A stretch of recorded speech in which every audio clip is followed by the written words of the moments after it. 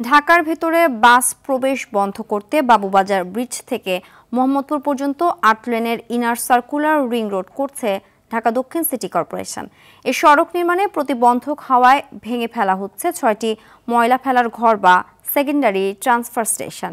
এর মধ্যে ৩টি এসটিএস এর বিকল্প স্থান খুঁজে পেলেও বাকি ৩টি পায়নি ডিএসসিসি। নগর পরিকল্পনাবিদরা বলছেন, বিকল্প স্থান ঠিক করার আগে ভেঙে ফেললে দুর্ভোগ পোহাতে হবে স্থানীয়দের। বিস্তারিত জানাচ্ছেন শাকিবুর রহমান।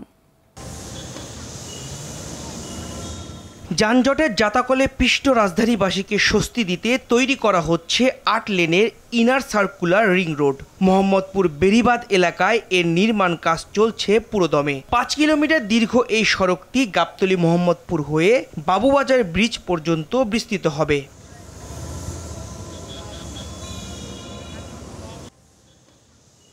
আট লেনের জন্য প্রস্তুত করা হচ্ছে সড়ক। ফলে রাস্তার পাশে বাসাবাড়ি থেকে বর্জ্য সংগ্রহ করে স্তূপ করে রাখার স্থান ৬০টি এসটিএস ভেঙে ফেলা হচ্ছে। এর মধ্যে ৬টি দক্ষিণ সিটির, কিন্তু এগুলোর বিকল্প স্থান এখনো ঠিক হয়নি। বর্জ্য অপসারণ কোম্পানি বলছে, ভাঙার আগে নতুন স্থান নির্ধারণ করতে না পারলে বিপাকে পড়বেন তারা। আমাদের এই এসটিএসটা যদি ভেঙে ফেলে অতি দ্রুত সময়ের মধ্যে যেন এটা আবার সরকার অন্য জায়গায় প্রতিস্থাপন করে দেয়।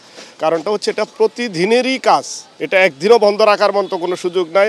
আর আমরা যে বর্জ্য ব্যবস্থাপনা নিয়ে কাজ করি, সেই কাজগুলো খোলা কোনো জায়গায় আসলে করারও সুযোগ নেই। কাজে আমরা সরকারের কাছে আমাদের আবেদন থাকবে, যাতে অতি দ্রুত সময়ের ভিতরে যদি এটা ভাঙা হয়, নতুন একটা এসটিএস যাতে প্রতিস্থাপন করে দেয়। যদিও সিটি কর্পোরেশন বলছে, ঘনবসতিপূর্ণ শহর হওয়ায় এসটিএস এর জন্য জায়গা খুঁজে পেতে বেগ পেতে হচ্ছে। ৬টার পরিধি যে ৩টা হচ্ছে, এই 3টা গাড়ি ঘোড়া কোনো সমস্যা হচ্ছে না। এগুলি আশেপাশেই, এমন না যে আমরা ওখান থেকে রিলোকেট করে আরেক জায়গায় নিয়ে গেছি, ওরকম কিন্তু না।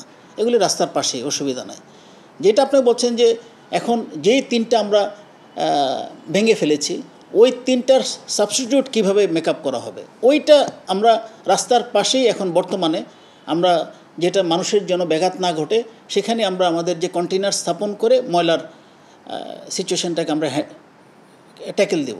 আমরা চেষ্টা করছি যেখানেই জায়গা পাবো আমরা যেন এসটিএসগুলিকে আবার নতুন করে নির্মাণ করে আমাদের এই সমস্যাটা সমাধান করতে পারি। জায়গা নিয়ে সমস্যা হচ্ছে, আমরা যখনই এসটিএসটা যেটা আমাদের এক্সিস্টিংগুলি আছে, এইটাও কিন্তু পজিটিভলি মানুষ দেখছে না। নগর পরিকল্পনাবিদরা বলছেন, বিকল্প ঠিক করার আগে এসটিএস ভেঙে ফেললে জনগণের দুর্ভোগ বাড়বে। রাজধানীতে ইনার সার্কুলার রোড করার কারণে যে 7টি এসটিএস ভেঙে ফেলা হচ্ছে, সেটা আমাদের পরিকল্পনার ক্ষেত্রে যে দূরদর্শিতার অভাব, সেটার একটা উদাহরণ। কারণ আমরা এই এসটিএসগুলো করেছি খুব বেশি দিন হয়নি। রাস্তা সম্প্রসারণের যে সম্ভাবনা, তো সেটা আগে বিবেচনা করা প্রয়োজন ছিল, যে আমাদের ভবিষ্যতে এই রাস্তাগুলো সম্প্রসারণ করা হতে পারে। তাহলে সেই বিবেচনায় আমাদের রাখলে অন্তত এখন এই পরিস্থিতি হতো না। এখন আমাদের বিকল্প খুঁজতেই হবে, এসটিএসগুলো কোথায় আমরা তৈরি করতে পারি।